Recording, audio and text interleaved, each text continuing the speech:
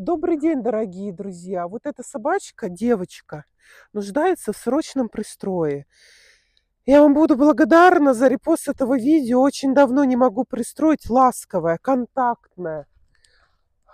Обработана она от клещей и блох. И я их глистоню каждое первое число. И она стерильная. Возможно, доставка, максимум до Краснодара. Я Настю попрошу, у нее машина специализированная для перевозок, она может привезти, но только в очень добрые, любящие руки. Пожалуйста, вот, пишите, если вы точно готовы взять в семью.